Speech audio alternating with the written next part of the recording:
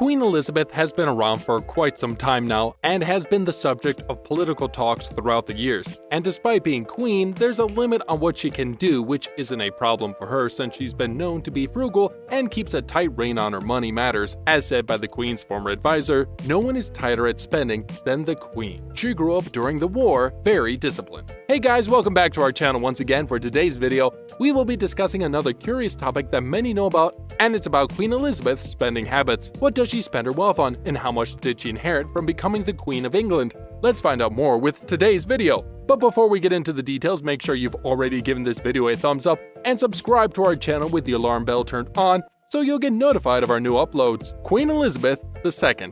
What's her story? We only think it's proper that we introduce Queen Elizabeth II first, before we get into her spending habits and finances, so we'll be giving a quick rundown about Her Majesty. Born as Elizabeth Lilibeth Alexandra Mary on April 22, 1926, in Mayfair, London, she was the first child of the Duke and Duchess of York. She was crowned at the age of 27 back on June 2, 1953, in Westminster Abbey.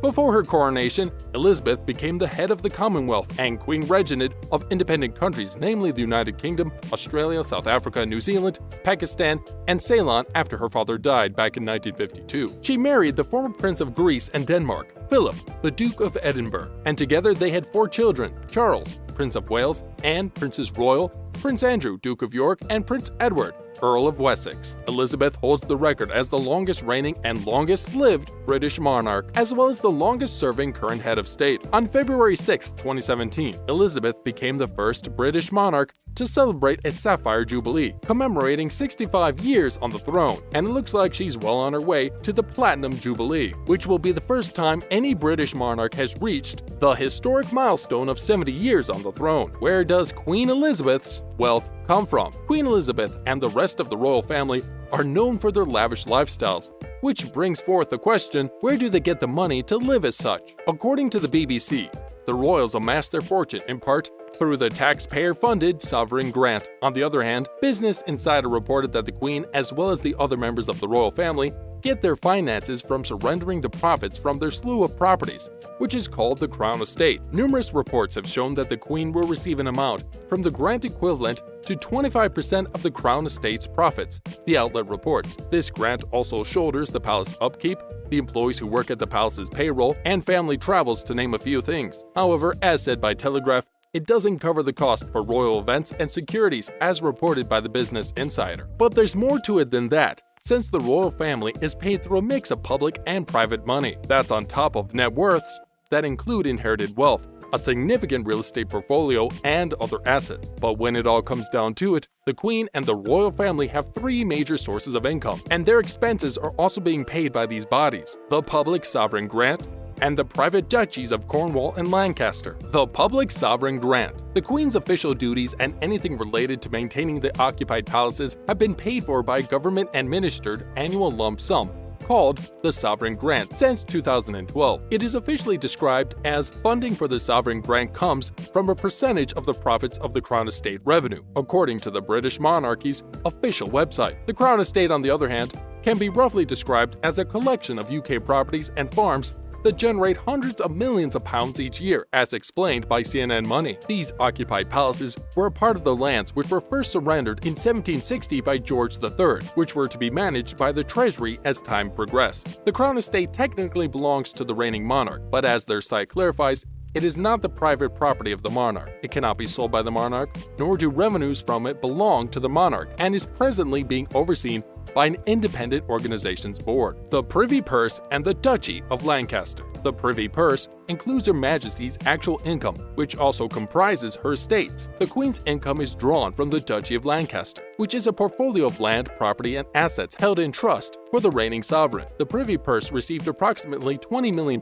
back in 2018 alone from the Duchy of Lancaster, which is equivalent to about $26 million. The Queen and her husband used a portion of this money to cover additional expenses, as well as to pay for her children a salary for their schedule of royal events across the globe. The Duchy of Lancaster is made up of residential, commercial, and agricultural properties, and contains $715 million worth of net assets as reported by the Insider. The Duchy of Cornwall, described on the official website as the private estate that funds the public, charitable, and private activities of the Prince of Wales and his family, and was established back in 1137. The Duchy of Cornwall covers the expenses for the Queen's son, Prince Charles, and his family and heirs. The Duchy of Cornwall covers Duchesses Camilla as well as Prince William and his family, BI reports. According to one outlet, the Wall Street Journal placed the value of the Duchy of Cornwall at $1.2 billion in 2019. The Duchy of Cornwall is made up of several properties and land in 23 English countries, and a handsome portfolio of investments. Most of Prince Charles and Camilla Parker Bowles' income,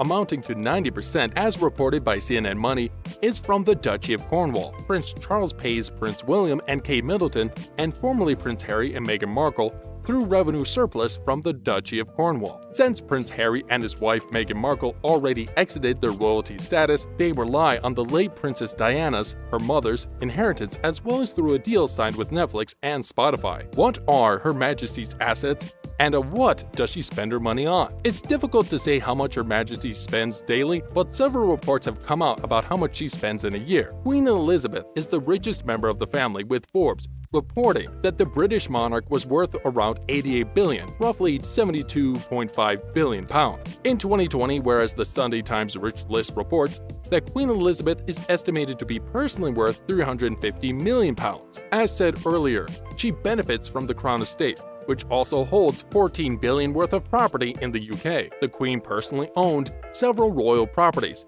such as the 140 million Balmoral Castle, where she vacations every summer, and the family's $65 million country home, Sandringham, where she and her families traditionally spend Christmas. Aside from that, she's also known to hold a royal stamp collection, which was started by King George V, and she's highly invested in horse racing. In fact, she won approximately $9.2 million in prize money over the years for her racehorses, with 451 wins. David McClure, a royal finance expert, has previously stated the racehorses are the Queen's only big extravagance, saying this is quite an expensive hobby. At one stage, she had about a strong of about 20 thoroughbred horses. She had 3 studs, she had stables. It was estimated in around 2000, it was costing about £600,000 a year just to run that. He added further, the Queen had her horses partake at races at the Royal Ascot and the Epsom Derby, to name a few, and also oversaw the breeding at the Sandringham Stuttery. At the weekend, when the sovereign is at Windsor, she can be spotted riding one of her favorite horses through Windsor Great Park. And since we're on the topic of animals, we're guessing it's also fair to consider the 2 corgis owned by the Queen, named Fergus and Muick. She named the first one Fergus, who is a cross with a dachshund,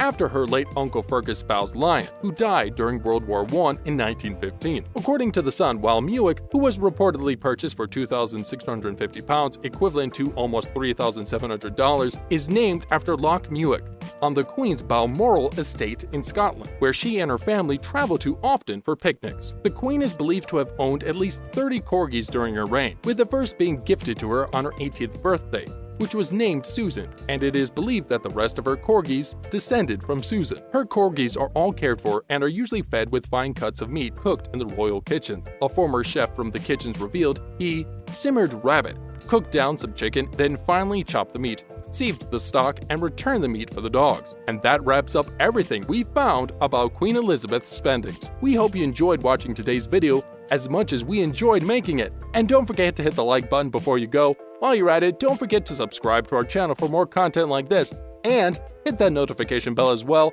so you'll be notified as soon as we post something new. Thanks again for watching, and we'll see you guys in the next episode.